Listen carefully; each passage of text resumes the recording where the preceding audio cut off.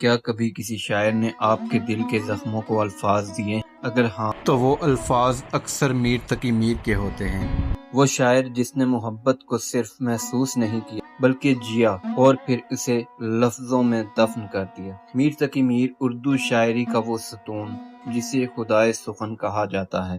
لیکن سوال یہ ہے، کیا میر واقعی صرف عشق کے شاعر تھے یا وہ انسان کے اندر چھپے کرب، تنہائی اور ٹوٹے ہوئے وجود کے شاعر؟ پتا پتا بوٹا بوٹا حال ہمارا جانے ہیں، جانے نہ جانے گل ہی نہ جانے باغ تو سارا جانے۔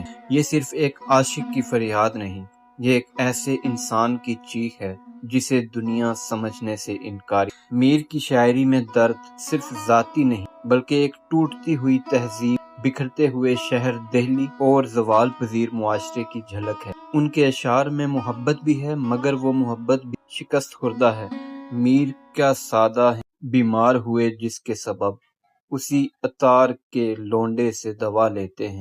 یہ طنز ہے خود پر بھی اور محبت پر بھی۔ یہاں میر ہمیں دکھاتے ہیں کہ انسان اپنی تکلیف کا حل بھی اکثر اسی سے مانگتا ہے جو اس کا سبب ہوتا ہے۔ میر کی شاعری میں کوئی بناوٹ نہیں، کوئی دکھاوا نہیں، وہ سیدھا دل پر وار کرتے ہیں۔ اسی لیے ان کا درد آج بھی ویسا ہی تازہ محسوس ہوتا ہے جیسے صدیوں پہلے تھا۔ دکھ تو یہ ہے کہ وہ اب بھی نہیں سمجھا ہم کو، ورنہ کیا کیا نہ کہا ہم نے فسانہ کر کے۔ میر کی سب سے بڑی طاقت یہی ہے، وہ دل کی وہ بات کہہ جاتے ہیں جو ہم خود بھی نہیں کہہ پاتے۔ میر تقی میر صرف ایک شاعر نہیں، وہ ایک احساس جو وقت گزرنے کے باوجود کبھی پرانا نہیں ہوتا۔ آپ سے گزارش ہے کہ ہمارے یوٹیوب چینل صدائے ادب کو لائک، شیئر اینڈ سبسکرائب ضرور کیجیے اور کامنٹس بھی ضرور دیجیے۔ شکریہ۔